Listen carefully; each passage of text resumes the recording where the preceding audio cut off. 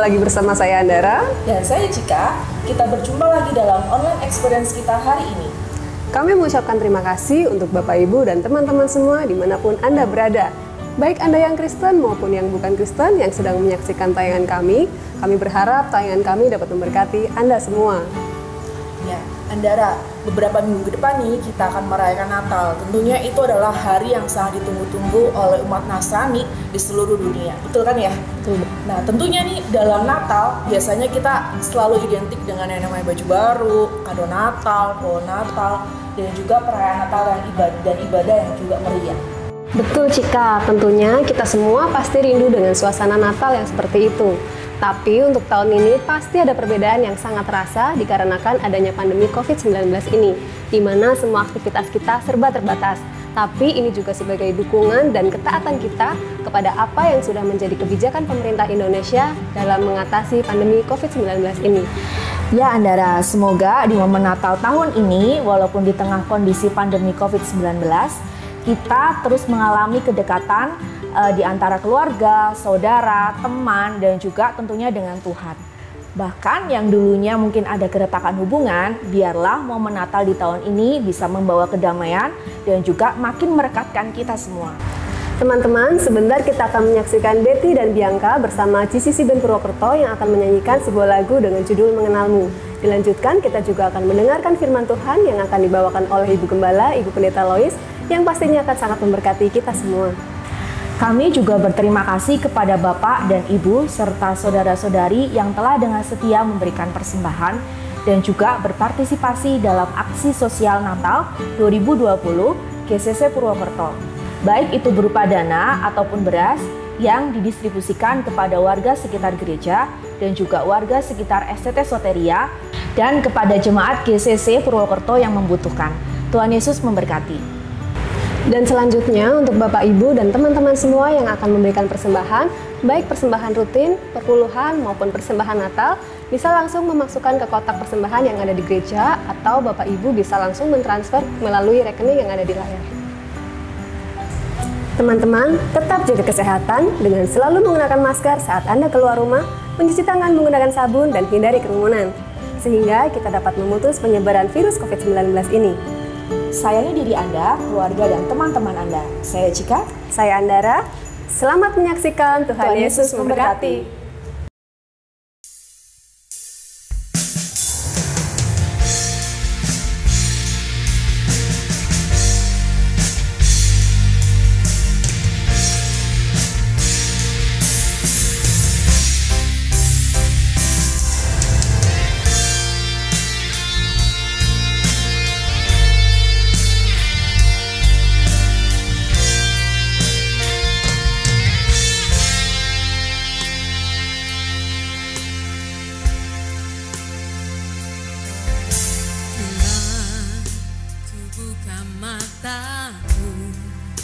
Dan lihat wajahmu, ku terkagum.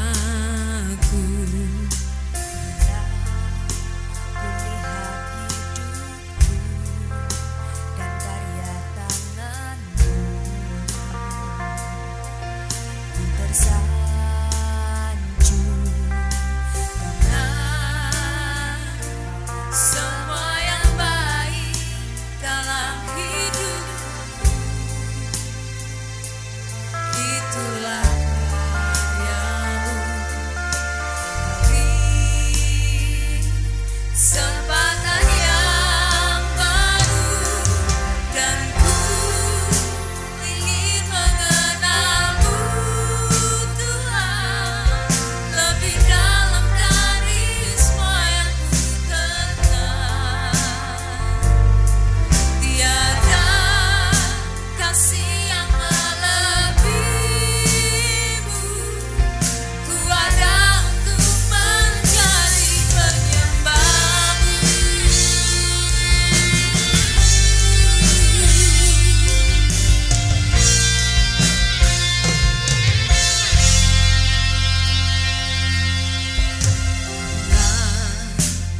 buka mataku dan lihat wajahmu, ku terkagum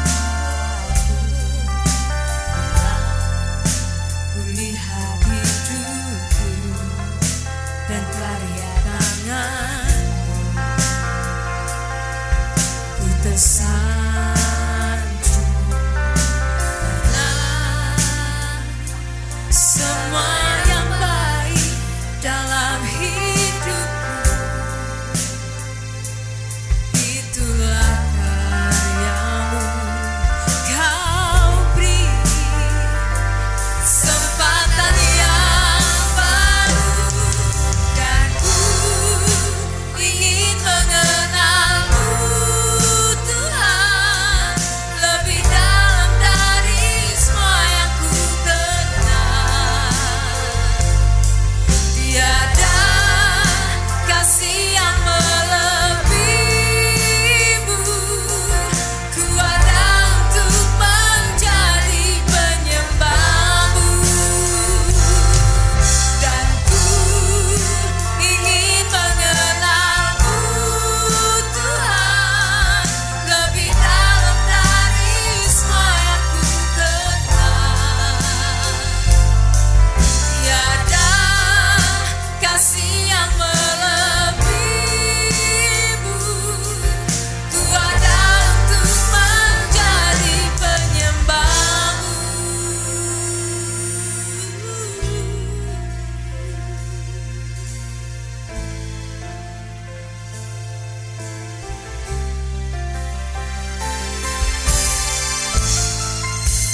Semua perbuatanmu Tuhan sungguh baik di dalamku.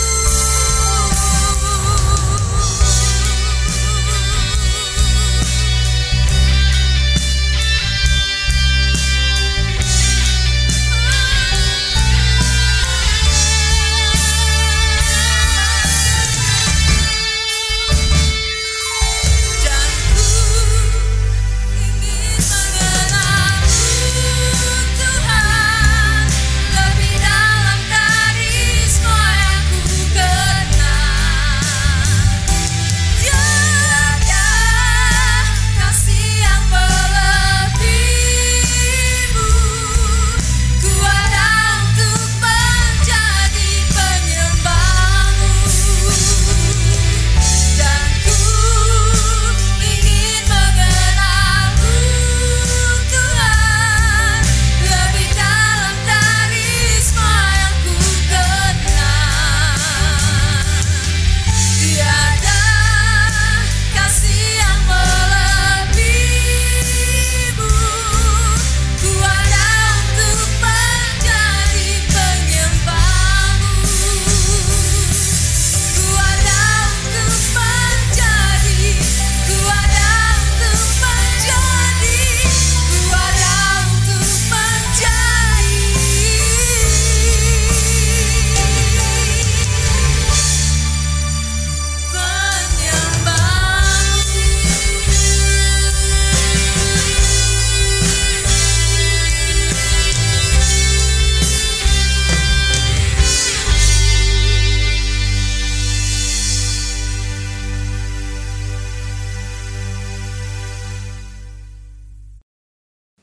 Apa kabar Bapak Ibu semuanya?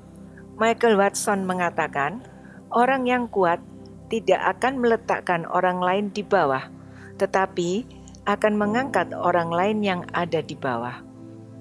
Itulah yang telah dilakukan oleh Tuhan Yesus untuk kita semua. Kedatangannya ke dalam dunia ini untuk mengangkat kita dari keterpurukan kita dan membuat kita menjadi manusia-manusia yang berguna.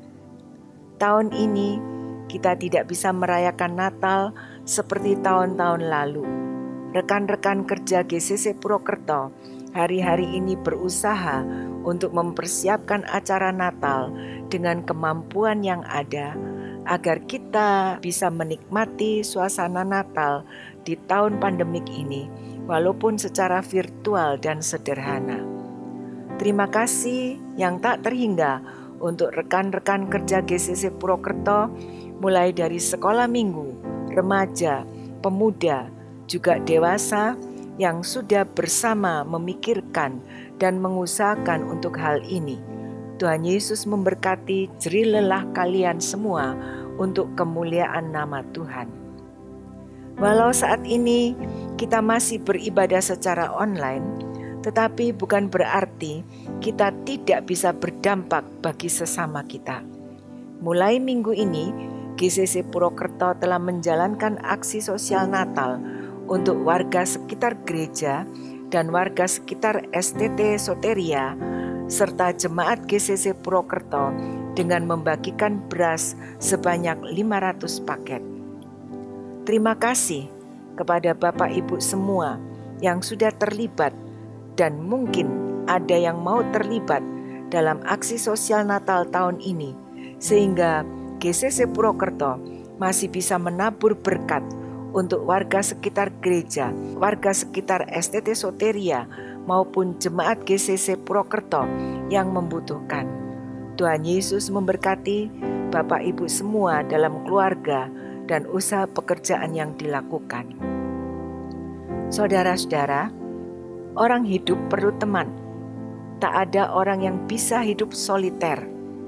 Orang bijak berkata, ada banyak hal yang menarik dan menyenangkan dalam hidup ini.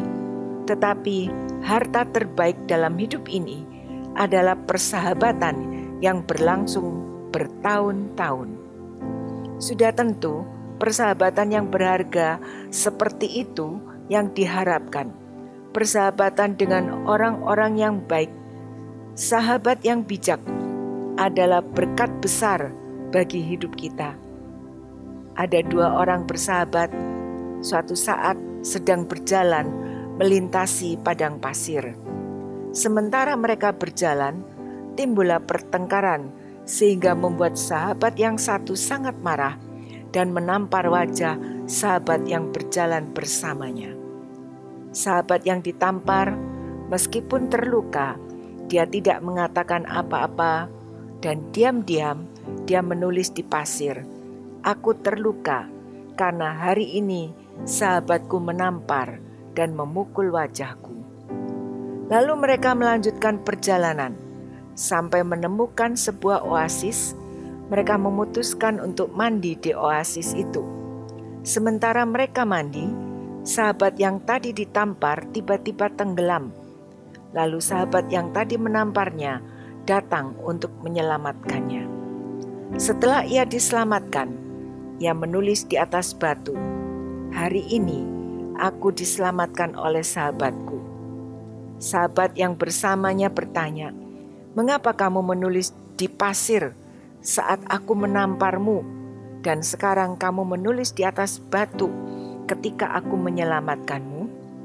Sahabat yang ditampar dan diselamatkan itu mengatakan, "Lebih baik kita menulis di atas pasir saat ada sahabat yang menyakiti kita, karena tulisan itu akan segera hilang oleh angin dan ombak yang datang. Sementara kita menulis di atas batu saat ada sahabat melakukan sesuatu yang baik kepada kita, sehingga dapat diingat dan diukir selamanya." Saudara-saudara, seorang sahabat akan selalu melihat sisi baik yang lebih cerah. Tak peduli apakah sahabat itu akan selalu datang untuk menyelamatkan dalam keadaan apapun. Seorang sahabat akan selalu hadir untuk kita di saat terburuk sekalipun. Ada hal yang seringkali tidak dapat kita pahami, yaitu terkadang Tuhan memakai orang lain untuk membentuk karakter kita. Pembentuk karakter ditentukan oleh kerelaan menerima teguran atau pembelajaran dari orang lain. Interaksi atau persekutuan kita dengan orang lain akan membawa dampak bagi kita. Makin dipertajam, makin dimatangkan, dan makin didewasakan.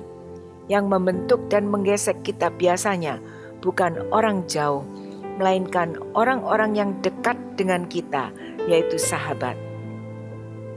Karena itu, kita harus berhati-hati membangun hubungan dengan seseorang, karena hubungan itu akan membentuk diri kita.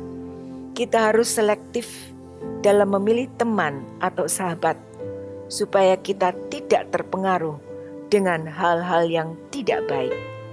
Kita harus bisa menemukan teman atau sahabat yang akan memberikan nilai tambah yang positif bagi kita, yang membangun, menguatkan, dan membimbing kita kepada kehidupan yang berkenan kepada Tuhan. Seorang sahabat adalah orang yang bisa memberi dan menerima, berjalan dalam kebersamaan, baik suka atau duka, meningkatkan semangat dan gairah untuk melayani Tuhan. Sahabat tidak hanya mengasihi atau hadir saat kita dalam keadaan senang atau mendapat berkat, melainkan di segala keadaan Dia ada untuk kita. Amsal 18 ayat 24 mengatakan, ada teman yang mendatangkan kecelakaan, tetapi ada juga sahabat yang lebih karib daripada seorang saudara. Persahabatan merupakan kebutuhan mutlak bagi setiap manusia. Banyak kisah-kisah persahabatan yang menyentuh dan pernah kita dengar.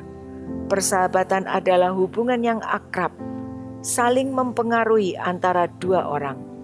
Persahabatan sejati melibatkan hati, saling menyukai, saling memikirkan, saling mempercayai, dan lain-lain. Namun, tak ada yang bisa memenuhi ayat di Amsal tadi kecuali Kristus. Hanya Ia yang bisa menjadi sahabat yang lebih karib daripada saudara. Benarkah itu?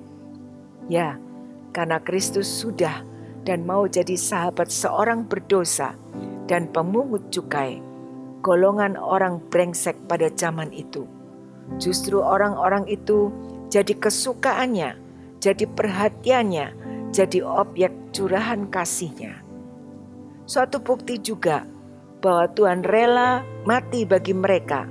Roma 5 ayat 8 mengatakan, akan tetapi Allah menunjukkan kasih-Nya kepada kita oleh karena Kristus telah mati untuk kita ketika kita masih berdosa.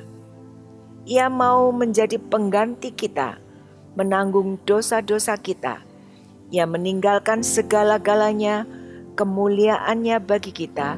Semua itu dilakukan agar Ia dapat memberi kekayaan, kebahagiaan, kehormatan, dan hidup kekal kepada kita. Ia tidak mementingkan diri, mau mendekati kita, menjadi sama dengan kita, dan akhirnya mati bagaikan orang jahat demi kita. Mana ada sahabat seperti Dia? Selain penderitaan dan kematiannya yang membuktikan Dia sahabat kita, sekarang pun Ia tetap menunjukkan sikapnya sebagai sahabat. Namun, bagian kedua dari ayat di atas mengatakan, tak seorang pun dapat menggenapinya lebih dari Kristus. Mungkin kita punya sobat kental di dunia ini, tetapi sungguh tak ada yang bisa melebihi Kristus rasa persahabatannya. Apakah benar kita akan memeriksa beberapa hal tentang Kristus sebagai sahabat sejati bagi kita? Yang pertama, bukti kalau Yesus sahabat kita. Ia menyebut kita dengan sebutan sahabat. Yohanes 15 ayat 15 mengatakan, aku tidak menyebut kamu lagi hamba, sebab hamba tidak tahu apa yang diperbuat oleh tuannya, tetapi aku menyebut kamu sahabat. Karena aku telah memberitahukan kepadamu segala sesuatu yang telah kudengar dari Bapakku. Suatu anugerah luar biasa yang diperoleh setiap orang percaya, karena Yesus tidak lagi menyebut kita sebagai hamba, tetapi menyebut kita sebagai sahabat. Disebut sebagai sahabat karena dianggap sebagai orang yang bisa dipercaya. Menjadi orang yang dapat dipercaya bukan hal yang mudah. Lebih-lebih yang memberi kepercayaan itu adalah Tuhan. Secara manusia sulit untuk dipahami bahwa Tuhan mau dan menginginkan kita menjadi sahabatnya. Namun hal itu menunjukkan bahwa Tuhan sangat menginginkan kita makin mengenalnya lebih dekat. Ini merupakan hak istimewa bagi pengikut Yesus, yaitu dikenal, dikasihi, dan dijadikan sahabat Tuhan. Menjadi sahabat Tuhan berarti kita bisa berjalan seiring, saling menguatkan, saling berbagi kasih yang tulus, dan hanya sahabat sejati yang mau tetap ada untuk kita di segala keadaan. Alangkah indahnya saat kita mengetahui bahwa Tuhan Yesus sudah menyatakan dirinya sendiri sebagai sahabat sejati bagi orang percaya. Artinya, segala hal yang baik dan istimewa yang tidak bisa kita dapatkan dari seorang sahabat di dunia ini bisa kita dapatkan melalui kasih yang dinyatakan oleh Tuhan Yesus. Ia selalu dekat dengan kita. Matius 28 ayat 20. Dan ajarlah mereka melakukan segala sesuatu yang telah kuperintahkan kepadamu. Dan ketahuilah, aku menyertai kamu senantiasa sampai pada akhir zaman. Penyertaan Tuhan menunjukkan bahwa Ia selalu dekat dengan kita. Ia sahabat di segala waktu dan tempat, tiap saat, di mana saja, sampai akhir zaman. Dia tak pernah jauh dari kita. Seorang sahabat selalu ada di saat yang tepat. Seburuk apapun keadaan kita, seberat apapun permasalahan yang kita hadapi, janganlah kita takut, sebab Tuhan selalu ada bagi kita. Sokrates, filsuf Yunani, bertanya pada seorang lelaki tua tentang hal yang paling membuatnya bersyukur. Lelaki itu menjawab, "Di tengah pasang surut hidup ini, saya sangat bersyukur karena memiliki sahabat-sahabat yang setia, yang selalu dekat dan mendampingiku." Saudara-saudara, hidup memang menjadi lebih berarti jika kita punya sahabat. Kata orang, sahabat sejati adalah sahabat dalam kesukaran. Saat kita tak berdaya, itu telah dilakukan Kristus. Dia sudah menjadi sahabat sejati yang selalu dekat dan menyertai kita. Sebaik-baiknya seorang sahabat, mereka pasti pernah mengecewakan kita. Namun, hal itu tidak berlaku bagi Allah, karena Ia adalah sahabat yang tidak pernah ingkar janji. Ia selalu dekat, menyertai, dan melindungi kita. Seburuk apapun keadaan kita, Ia selalu ada untuk kita. Matius 11 ayat 19 mengatakan, Kristus disebut sahabat pemungut cukai dan orang berdosa. Untuk dekat dan bergaul dengan orang berdosa, tidak semua orang bisa melakukannya, tetapi Tuhan Yesus bisa menjadi sahabat bagi mereka. Kata orang, sahabat sejati adalah sahabat dalam kesukaran. Kristuslah sahabat sejati itu. Orang berdosa menjadi perhatiannya, kesenangannya, dan merupakan sasaran curahan kasih-Nya. Ia menebus kita. Roma 5 ayat 8 dan Yohanes 15 ayat 13 mengatakan, akan tetapi Allah menunjukkan kasih-Nya kepada kita oleh karena Kristus telah mati untuk kita ketika kita masih berdosa. Tidak ada kasih yang lebih besar daripada kasih seorang yang memberikan nyawanya untuk sahabat-sahabatnya. Berbicara tentang penebusan, kita tahu bahwa itu hanya bisa terjadi melalui Tuhan Yesus Kristus saja. Ia menderita dan mati di atas kayu salib untuk menebus manusia.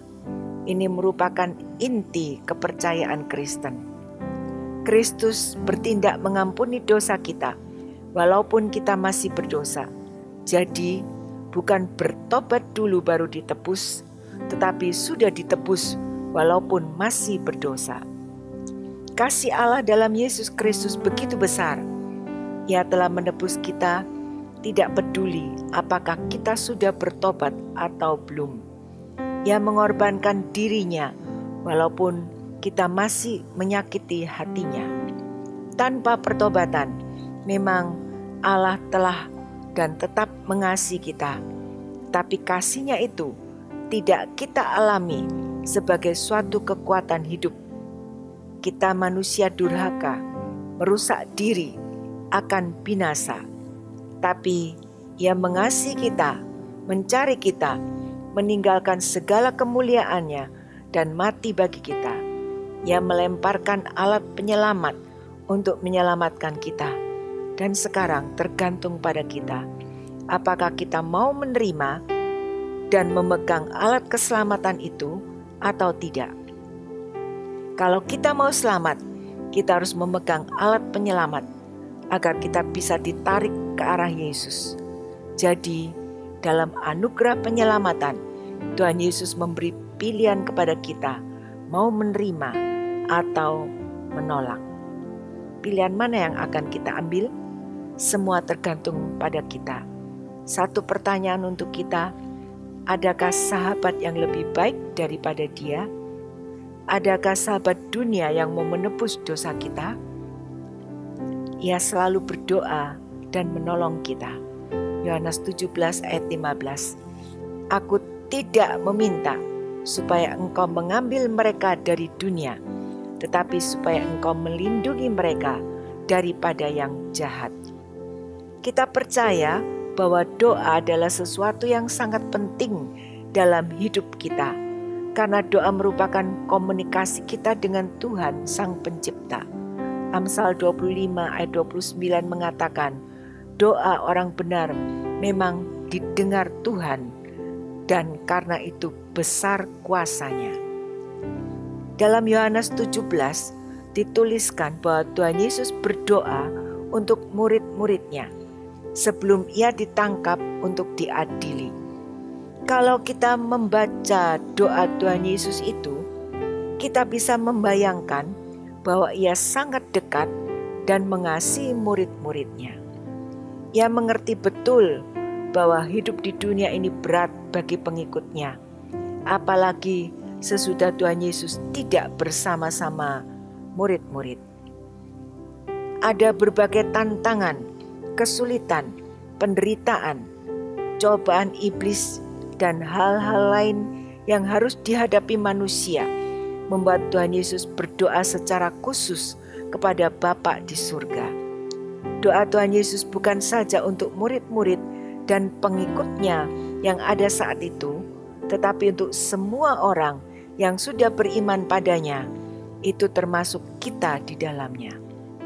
Yesus berdoa untuk para pengikutnya karena Yesus tahu bahwa hidup anak-anak Tuhan selalu bertentangan dengan hidup orang dunia. Doa Tuhan Yesus agar Bapa Surgawi memberikan perlindungan dan kekuatan bagi kita yang percaya padanya. Tuhan Yesus tidak meminta supaya Allah Bapa mengambil kita dari dunia, karena masih banyak tugas surgawi yang harus kita jalani. Tuhan Yesus tidak pernah mengajarkan atau menganjurkan kita untuk mengambil jalan pintas ke surga. Tetapi doa Tuhan Yesus adalah agar selama kita di dunia, Bapa melindungi kita dari yang jahat. Ia berdoa agar kita dikuatkan dalam menghadapi segala tantangan kehidupan. Tuhan mengingat, memperhatikan, dan memperdulikan kita, dan selalu berdoa untuk kebaikan kita. Tuhan ikut serta merasakan kesusahan kita. Alangkah bangganya dan membesarkan hati punya sahabat ilahi yang terus berdoa bagi kita. Ia memiliki sumber-sumber yang tak pernah kering. Ia mempunyai segala perkara yang baik yang kita perlukan, dan Ia siap tiap saat membagikannya kepada kita, sahabatnya. Tuhan adalah pertolongan kita di setiap waktu. Ia perisai bagi kita, sahabat-sahabatnya. Bukti Yesus adalah sahabat kita. Ia menjamin keselamatan kekal kita.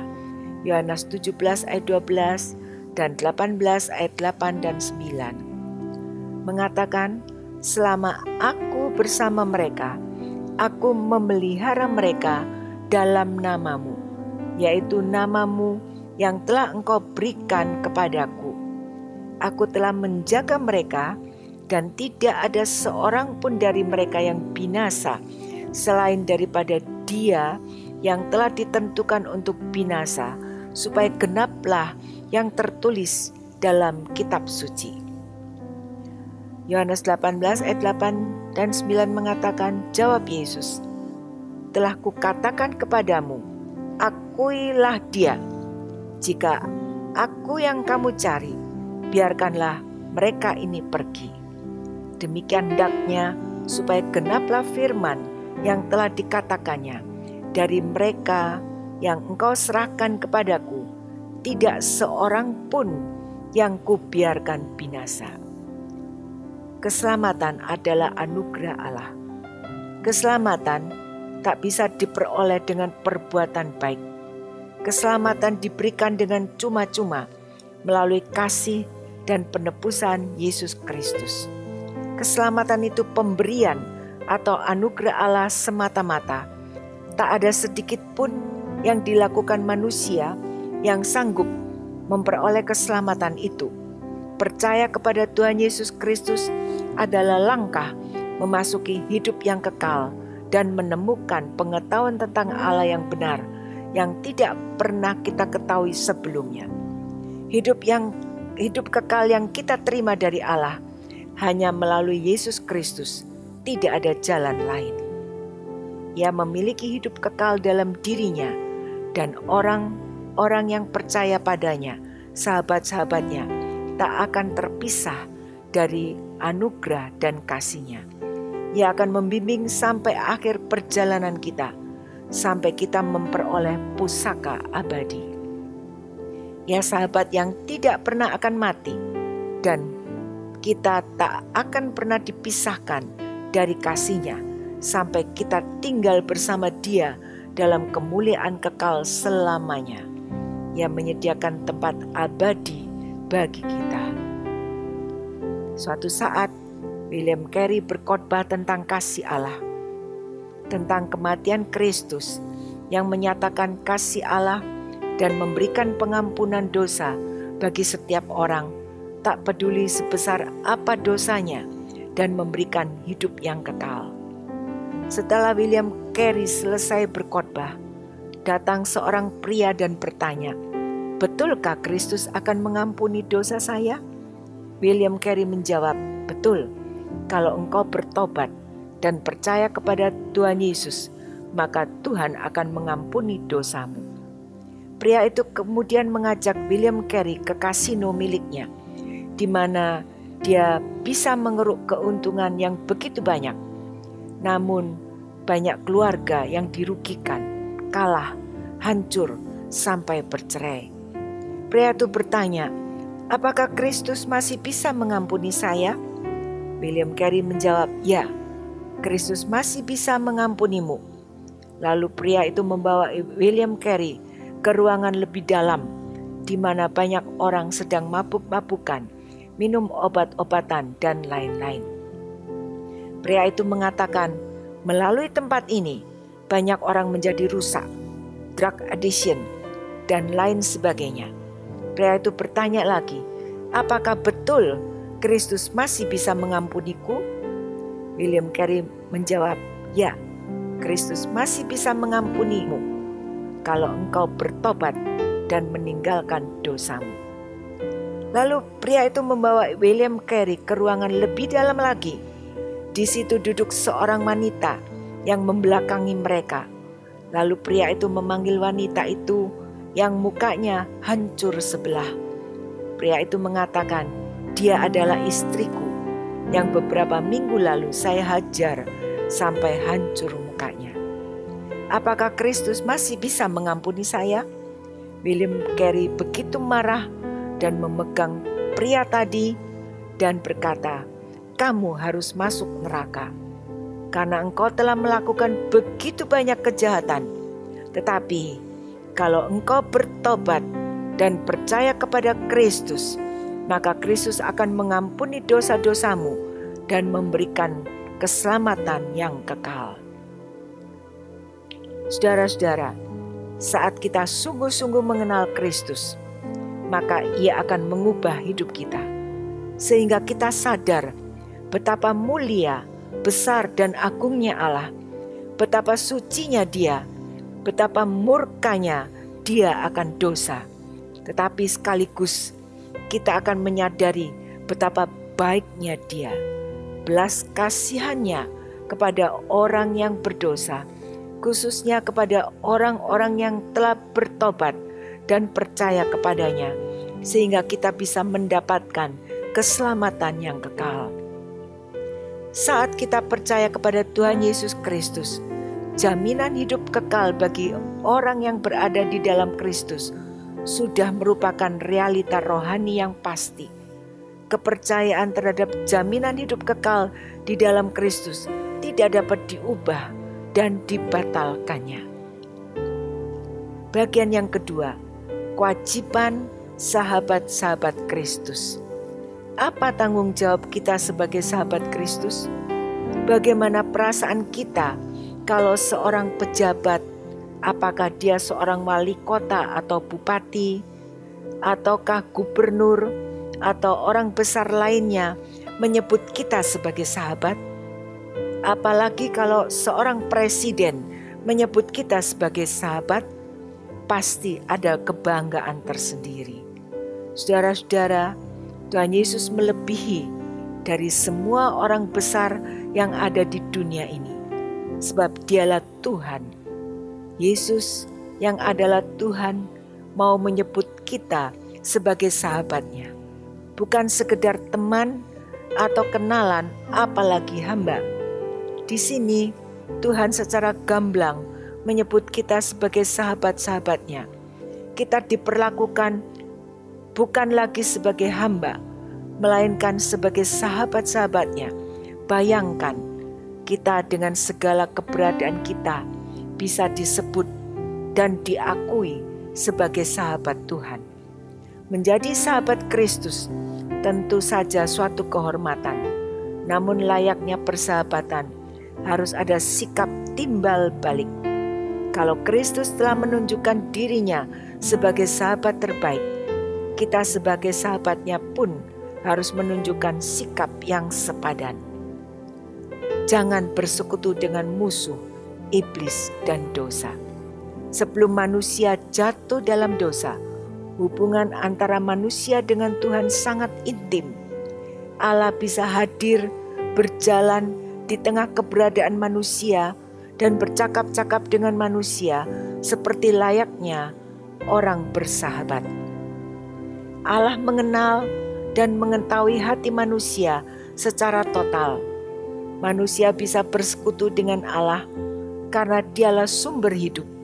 Tetapi di Taman Eden, manusia telah memilih untuk lepas dari relasi yang benar dengan Allah, telah menentukan apa yang baik dan yang jahat di luar kehendak Allah. Manusia tidak lagi mengindahkan persekutuan dengan Tuhan karena telah memilih kebebasan dan ketergantungan dengan Allah. Manusia berdosa berpikir bahwa ia bisa hidup di luar kehendak Allah dan menentukan apa yang baik dan apa yang jahat berdasarkan kehendaknya sendiri. Terputusnya hubungan dengan Allah berarti terputusnya hubungan dengan sumber hidup itu sendiri. Bagaimana manusia bisa kembali berelasi benar dan memiliki persekutuan dan bersahabat dengan Allah kalau tidak bersekutu dengan dosa? Kita tidak menjadi sahabat Kristus yang baik bila kita berkomplot dengan iblis dan dosa. Itu akan menyedihkan hati Tuhan. Sebagai sahabatnya, kita seharusnya berusaha menyenangkan dan menghormatinya. Segala dosa, kejahatan, dan sifat-sifat dunia tinggalkan. Bersekutulah akrab dengan Dia, perdalam persahabatan kita dengan Dia. Memegang perkataannya, Yohanes 15 ayat 14 mengatakan, "Kamu adalah sahabatku jika kamu berbuat apa yang kuperintahkan kepadamu." Hubungan yang dekat dengan Allah dibangun di atas kehidupan yang taat. Kita disebut sebagai sahabat Allah bila kita melakukan apa yang diperintahkan Tuhan. Melakukan apa yang diperintahkan Tuhan, ketaatan merupakan persembahan yang hidup. Karena itu merupakan tanggapan kita terhadap kasih karunia Allah yang telah kita terima melalui anugerah keselamatan. Ketaatan juga merupakan cara kita menunjukkan kasih dan rasa syukur kita kepada Allah. Tanda bahwa kita sahabat Kristus adalah taat dan melakukan segala perintahnya, percaya padanya, menerima perkataannya, memegang kebenaran-kebenarannya, memiliki rohnya, mengikuti jejaknya, perhatikan perkataannya, lakukan perintahnya, dan senangkanlah dia. Menyaksikan dia, Yohanes 15 ayat 27. Tetapi kamu juga harus bersaksi karena kamu dari semula bersama-sama dengan aku. Punya sahabat yang demikian baik dan berharga, kita harus menceritakan kepada semua orang. Sebab banyak orang juga membutuhkan sahabat yang sebaik Kristus ini. Karena itu, ceritakanlah dia kepada semua orang. Saudara-saudara, Natal adalah tanda persahabatan antara Allah dan segala isi alam semesta. Melalui Yesus Kristus, Allah telah menunjukkan persahabatannya, mau dekat dengan kita, yang membuahkan pengorbanan Kristus di kayu salib untuk menebus dan memberikan pengampunan bagi kita.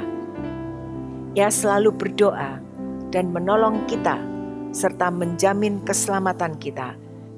Karena itu, kita wajib memelihara persahabatan dengan Kristus sebaik-baiknya. Berusaha untuk terus menyenangkan hati Tuhan dengan belajar taat dan terus menjadi saksi Tuhan. Amin. Mari kita berdoa. Tuhan, bulan ini kami memperingati Natal. Tuhan sudah datang ke dunia dan menjadi sahabat terbaik bagi kami yang tak berguna dan brengsek ini. Kedatangan Tuhan sudah mengubah hidup kami, sehingga kami bisa menjadi orang kepercayaan Tuhan. Ini merupakan suatu hak istimewa bagi kami, karena Tuhan juga menjamin keselamatan kami. Ajar kami untuk bertanggung jawab sebagai sahabat Tuhan, benar-benar memelihara hidup dalam kekudusan, mentaati perintah Tuhan, sehingga kemana kami pergi dan di mana kami berada, kami bisa terus menjadi saksi Tuhan yang hidup.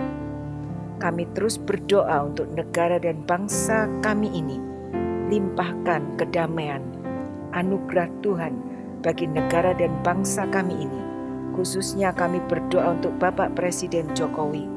Kiranya hikmat dan kebijaksanaan dari Tuhan terus menyertai hidupnya, sehingga beliau dapat melakukan tugas kenegaraan dengan baik. Dijauhkan dari segala rencana-rencana jahat, sehingga negara ini benar-benar mengalami keamanan dan kedamaian. Khususnya di saat pandemik ini Tuhan juga akan menolong kami semua, beri kekuatan kesehatan yang prima, dan jauhkan dari segala sakit penyakit maupun virus-virus yang jahat, karena hanya kepada Tuhan saja kami memohon dan berharap. Tuhan memberkati kami semua yang sudah terlibat dalam misi Tuhan hari-hari ini, sehingga kami bisa menjadi penyalur berkat Tuhan bagi yang memerlukannya. Berkatilah anak-anak kami yang menempuh pelajaran di sekolah walaupun lewat online. Berikan semangat untuk mereka belajar. Berkati usaha pekerjaan yang kami lakukan, juga keluarga dan rumah tangga kami.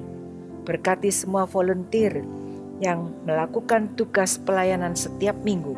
Tambahkan kepada mereka semua hal-hal yang baik dalam kehidupan mereka, dan berkati mereka dengan berkat surgawi. Saudara-saudara, terima berkat dari Tuhan. Tuhan memberkati dan melindungi engkau. Tuhan menyinari engkau dengan wajah-Nya dan memberikan kasih karunia. Tuhan menghadapkan wajah-Nya kepadamu dan memberikan damai sejahtera. Berkat dari Allah Bapa Allah Anak dan Allah Roh Kudus menyertai Bapak Ibu semua mulai hari ini sampai Maranatha Tuhan Yesus datang kembali yang kedua kalinya. Dalam nama Tuhan Yesus Kristus kami berdoa. Amin. Sampai di sini ibadah dan perjumpaan kita kali ini. Kita ketemu lagi di lain kesempatan. Tuhan memberkati semua.